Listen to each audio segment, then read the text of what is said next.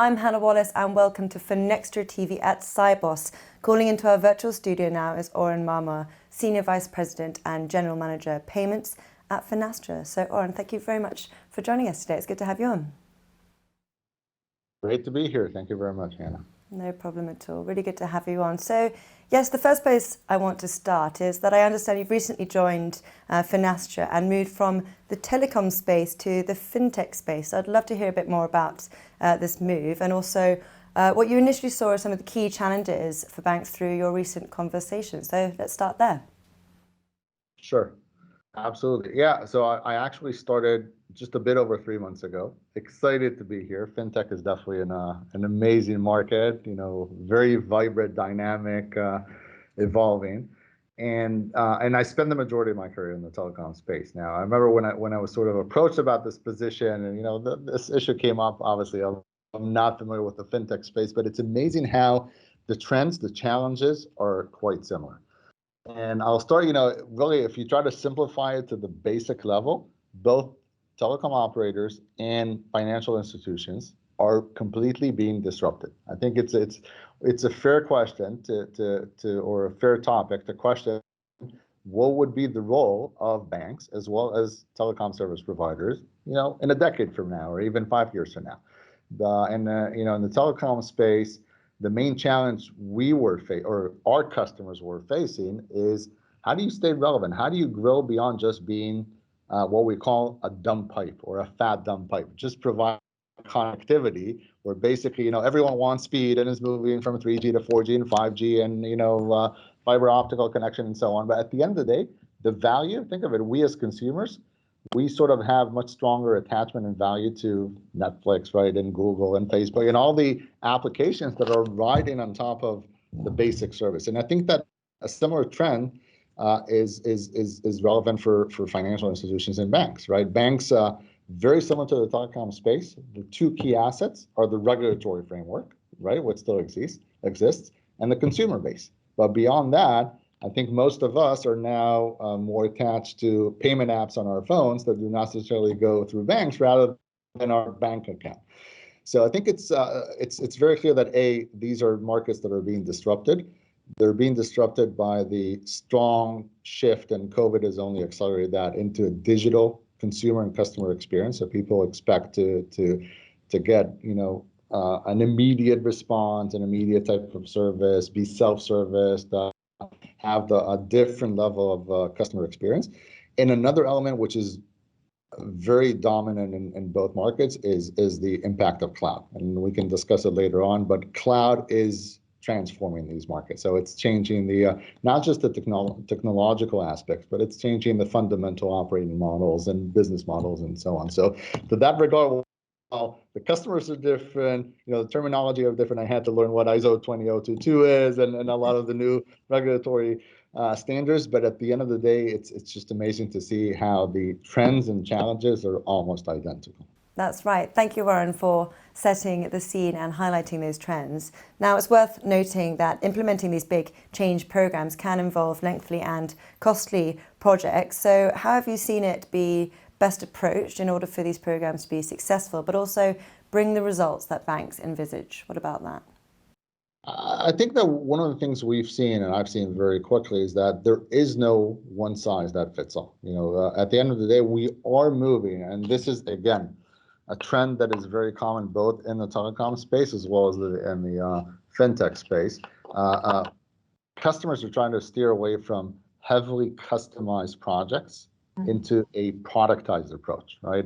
Rather than have a bespoke set of solutions and everything is heavily customized, and then you're sort of locked in for years with upgrades and further changes and so on. There is a need to or desire to consume more off-the-shelf products. And this is where we not only do we have a clear strategy of becoming a product vendor and trying to standardize and develop products that would sort of address the least common denominator we're seeing in the market. And we also need to work with customers. And I think customers need to understand that you cannot hold the stick at both ends, right? If you want to avoid customizations, you also need to sort of compromise in some of the requirements and maybe reach sort of a common ground. So this is one element. The second element, we are putting a very strong emphasis on partnerships. So we're working heavily with partners at all levels. So it's partners that are implementation partners, technology acceleration and development partners that can help us develop faster, local partners. So if we have a strong product capability, but we're not necessarily in the field in a specific country, we can work with a local partner to help us get on the ground, as well as something we're putting a very strong emphasis on, and that's what we call partners to develop clearing. So, at the end of the day, we provide a payments engine, but every country, every local market has its own regulation and own clearings. And I would rather have our folks focus on our core competency and expertise and develop and further enhance our product capabilities. And we can let partners develop the local clearing, definitely if it is something that is very customized for that specific market. Another thing we're doing is a concept which we call FMS, or Fusion Managed Service. We are trying to, as sort of an intermediate step, I'm going to talk about the future cloud evolution and SaaS in a second, but even if you have a product that is still your own environment, we can run and operate it for you. And I think that by itself removes a lot of the complexity and risks that we typically see in these very complex implementation projects. No, it's incredible watching the work at Finastra, and an exciting time to join as well. So yes, but while these might work for big banks, how do you see some of the smaller size institutions being able to play on the same level as the larger competitors, while also dealing with what might feel like a constant stream of regulatory changes? What about those?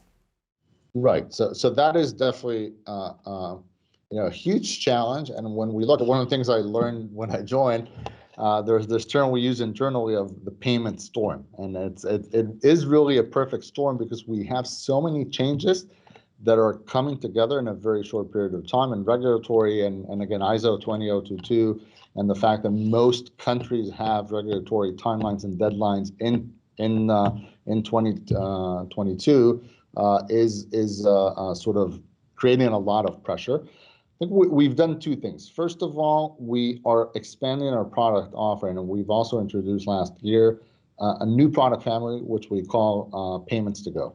And basically, we took our Fusion GPP, so our heavy, sort of fully functional payments hub that is typically exactly what tier one banks need, and realize that we have lower tiers and smaller customers that A, do not need the full level of flexibility and configurability and so on, and B, that it is too heavy for them, both from a cost perspective, but I think first and foremost from an operational complexity perspective. And we created a packaged offering that has maybe fewer capabilities, obviously less flexibility and less configurability, but addresses what those lower tiers need. And we are offering that under a full SaaS, or software as a service model. So this is not offered as a product that you buy and we deploy on-prem at your site, but we run it on Microsoft Azure. We're now expanding possibly into other cloud providers, but Microsoft Azure is our key partner at the moment. And you just consume it as a service. And as a result, you can have an uptime or time to deploy, which is by far faster. You don't have to worry about upgrades and so on, because you just consume the service. Upgrades are done by us sort of transparently in the background.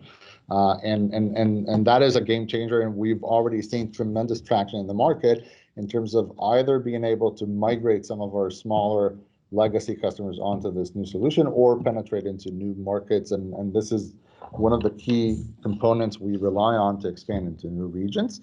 Another element is we've also seen small banks that when you look at the ISO, again, migration, it is too much for them to migrate or to sort of transform their entire core payments platform. Mm-hmm. And we also offer what we call Fusion MX Transform. So it's rather than deploy a new payment system, we allow you to transform and translate the legacy messages, the empty messages, onto MX messages. So we sort of try to offer lower tier, out of the box package solutions that will address some of those requirements by smaller banks.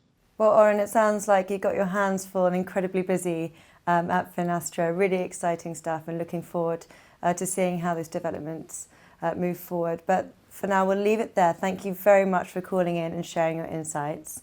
It's been a real pleasure. Thank you very much, Anna.